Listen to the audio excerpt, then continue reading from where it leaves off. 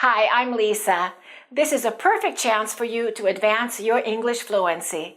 I will give you a multiple choice quiz to test your knowledge of English vocabulary. You will also learn to use the words in different contexts, and I will teach you how to pronounce the words perfectly. Some of these words are not as advanced as the words in the previous two tests. So if you are an advanced learner of English, there is a good chance that you may know many of these words. Let's take the test to find out. Let's look at the first word. What does to mitigate mean? A, to intensify or worsen. B, to strengthen or enhance. C, to dismiss or ignore. Or D, to make less severe or serious. The correct answer is D, to make less severe or serious. We can say the doctor mitigated the patient's pain with medication. Or we can say, what can be done to mitigate the risks? The building design mitigates damage during earthquakes. Regular exercise can mitigate the impact of stress on your body. Let's listen to how some other people use it. We need to come together around the best ways to mitigate poverty. The best way to mitigate negative emotions or enhance positive ones. To understand how to mitigate risk through new algorithms. Let's go on to the next word. What does to gush mean? A, to dry up completely. B, to weaken or diminish. C, to build or to construct something. D, to flow out suddenly and forcefully. What's the correct answer? The correct answer is D, to flow out suddenly and forcefully. We can say the pipe burst, causing water to gush out uncontrollably. Or we can say blood started to gush from the wound and he needed immediate help. To gush also means to speak with excessive enthusiasm or excitement, and often in a way that's overly emotional. It usually conveys strong admiration or affection for a person or for a thing. We use the preposition to gush about for things and to gush over for people. We can say, she began to gush about her favorite movie as soon as it was mentioned. He gushed about an amazing dinner he had at the new restaurant. And let's look at to gush over. We can say, fans often gush over the handsome actor. The grandparents gushed over their new grandchild, calling her the cutest baby they've ever seen. Let's pronounce it correctly. Gush, gush. That U sounds like this, gush. And in the past tense, it's pronounced gushed, gushed. That ED sounds like a T sound. Why? Because the SH is a voiceless consonant. Gushed, rushed, hushed, brushed. Let's say it again. Gushed. Let's look at the next word. What does to harness mean? A, to gather or collect. B, to control and make use of something. C, to destroy something or to break it apart. D, to conceal something or to hide it. What's the correct answer?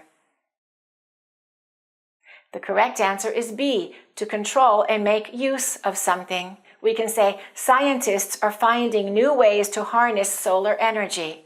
Engineers harnessed wind power to generate electricity.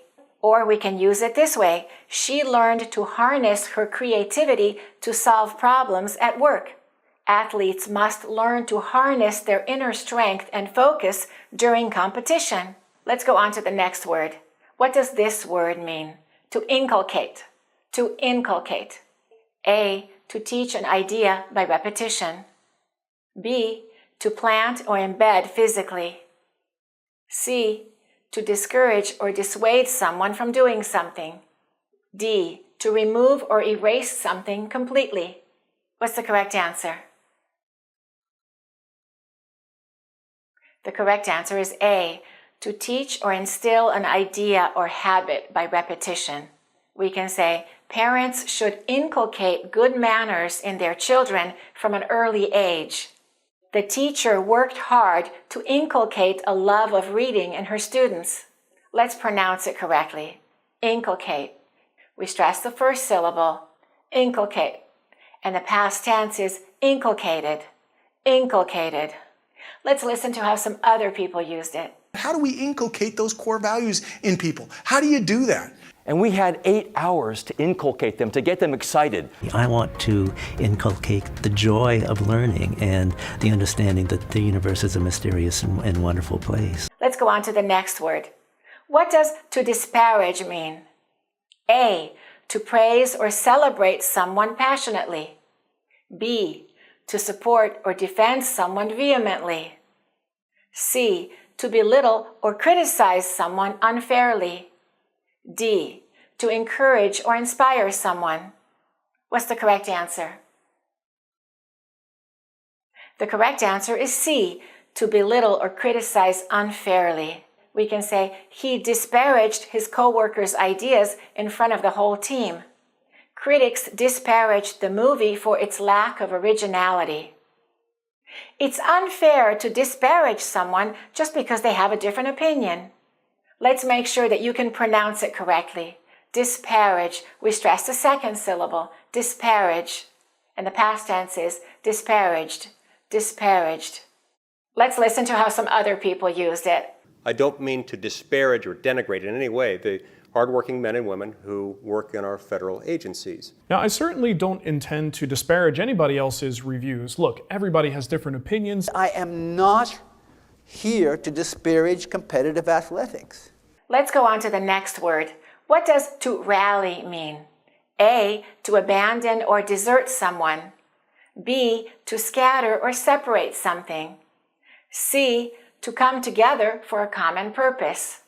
D, to weaken or disband a group. What's the correct answer? The correct answer is C, to come together for a common purpose.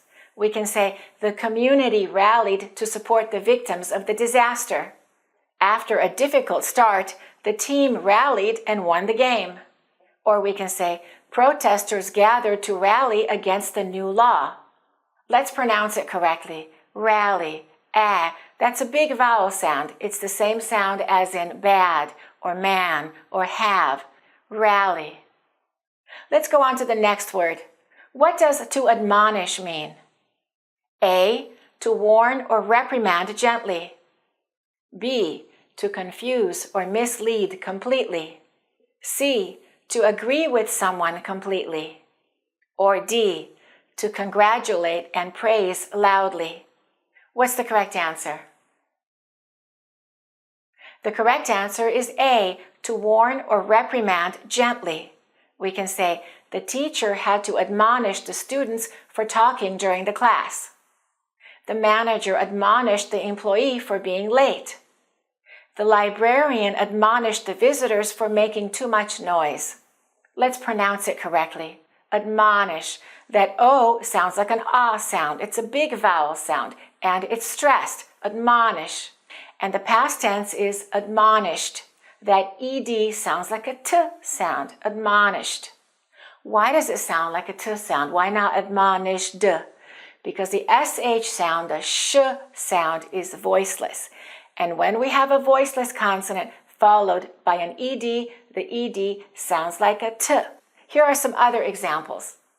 Washed, finished, wished. Let's say it again. Admonished.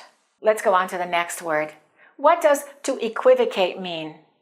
A, to confess or admit honestly. B, to accuse or blame someone openly. C, to avoid speaking directly. D, to speak clearly and directly. What's the correct answer? The correct answer is C, to avoid speaking directly, to avoid giving a clear or direct answer to a question. We can say, when he was asked about his mistake, he began to equivocate instead of giving a clear answer. Politicians often equivocate when they want to avoid criticism. Instead of being honest, he chose to equivocate and confuse everyone. The lawyer equivocated when asked if the defendant was guilty. Let's make sure that you can pronounce it correctly. That QU is pronounced like this, Qu, qu. That U sounds like a W. W. Equivocate, equivocate. And we stress the Q-U-I, equivocate. And the past tense is equivocated. 5 syllables. Equivocated. He equivocated. What does to wield mean? A, to hold or control something. B, to discard or throw away. C, to repair something broken. D, to decorate or embellish. What's the correct answer? The correct answer is A, to hold or control something, especially a tool or a weapon, but it's also related to holding power or influence, and we can use it this way.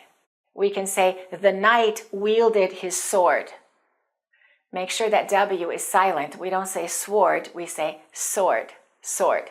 Here are some ways you can use it. You can say to wield influence, to wield power, to wield authority, to wield expertise, to wield knowledge.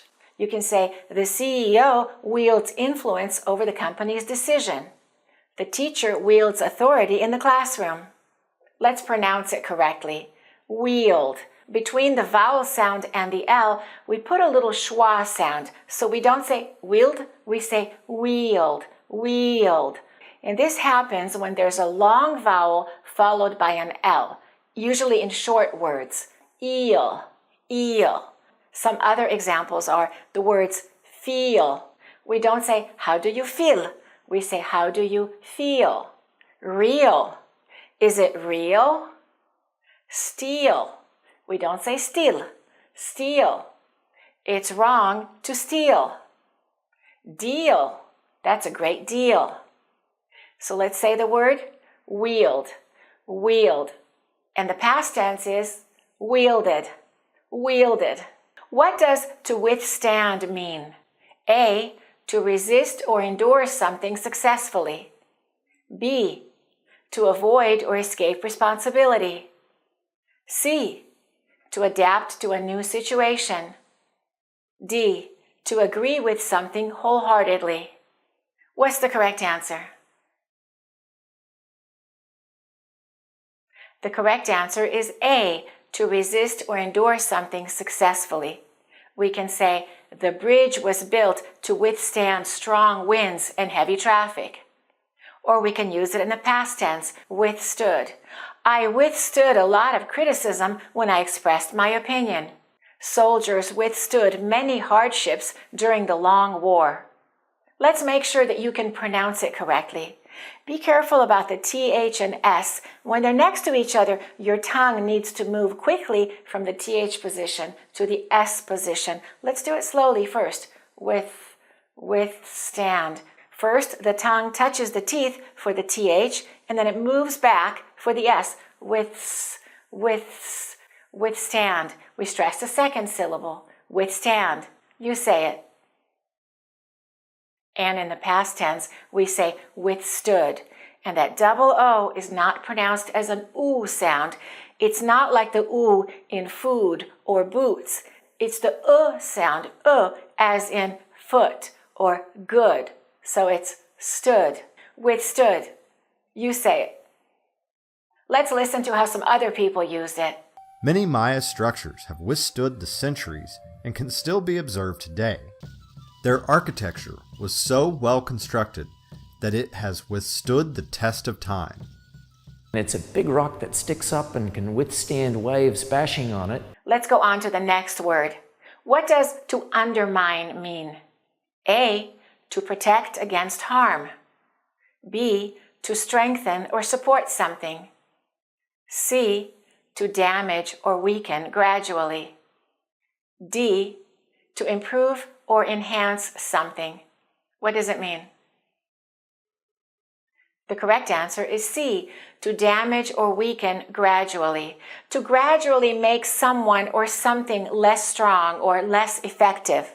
For example, we can say, the constant criticism was beginning to undermine her confidence. Or chronic stress can undermine your immune system. Constant delays began to undermine the team's trust in their leader. He tried to undermine her argument by pointing out her errors. Corruption can undermine the stability of a government. Or we can use it like this. The heavy rains undermine the soil, causing the hillside to collapse. Let's pronounce undermine correctly. We stress the first syllable, under, undermine, undermine. And the past tense is undermined, undermined. Let's go on to the next word. What does to underpin mean? Is it A, to damage something gradually, B, to serve as a foundation or support, C, to flow out suddenly and forcefully, D, to belittle or to criticize unfairly? What's the correct answer? The correct answer is B, to serve as a foundation or support, to give strength or support to something and to help it succeed. For example, we can say, trust and communication underpin every healthy relationship. Solid evidence underpinned his claim in court. The pillars underpin the structure of the building, making it stable. Education is the foundation that can underpin a successful career. Let's pronounce it correctly. We stress the last syllable, underpin. And make sure that you pronounce that letter I correctly. It's not peen, it's pin, pin, as in big or fit or did. Don't make it long. Don't make it tense. It's not E, it's I, underpin. And the past tense is underpinned, and we spell it with a double N, underpinned. How did you do? How many mistakes did you make? If you only made 1 or 2 mistakes, congratulations. Your English is excellent and your vocabulary is truly advanced.